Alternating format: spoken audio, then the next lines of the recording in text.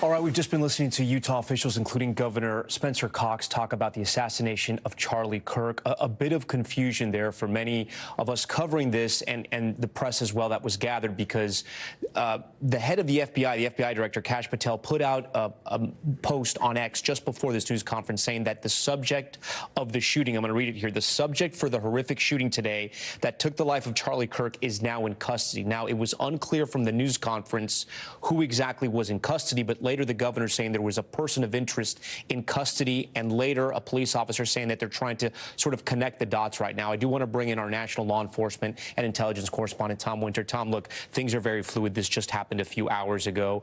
It was an assassination from long range. It was planned out from what we've heard. There was a suspect in dark clothing, they believe, seen on closed-circuit TV at Utah Valley University. The question now is, it seemed like the FBI director went a little further than officials in Utah were comfortable with. Do you think this is an issue of semantics, or they have the man they were looking for? Yeah, it's an issue of semantics, Tom. And according to our colleague Mike Cosner, who is talking to the top of the FBI tonight, there is growing confidence that the individual identified by officials in Utah as a person of interest that they now have in custody is, in fact, the person they believe could be the shooter in this. So to just break down the semantics briefly, sometimes they don't want to call somebody a suspect for certain legal reasons in their ability to question and their ability to talk to that person. So that could be at play here.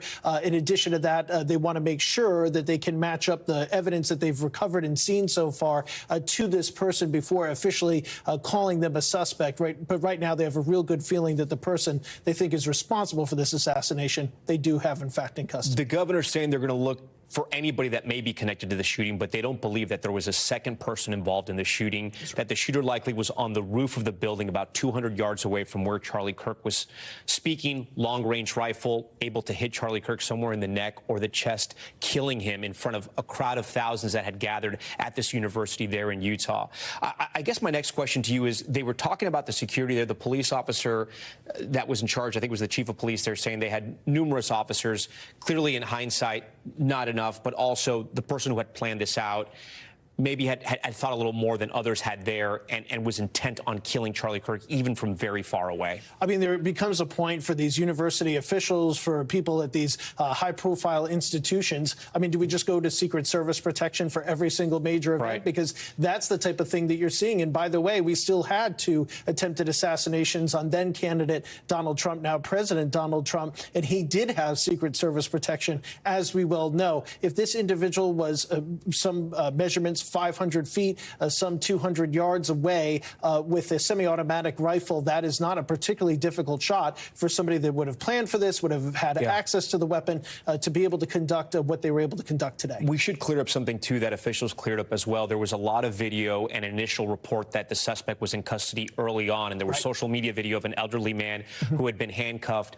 Police now saying that person has been arrested. They are not connected to the shooting, at least not right now, but they were arrested for obstruction of justice. Yes, that's George Zinn. This is an individual, according to publicly available documents and records, and what officials said at the press conference is somebody who they have had interactions with before, a well-known local protester. But again, we want to be clear, there's no indication this individual had anything to do with what is now being described by officials there as a political assassination. What that person's role is, whether or not they'll ultimately go through the trial process, we'll see. Presumably, they'll profess their innocence as well.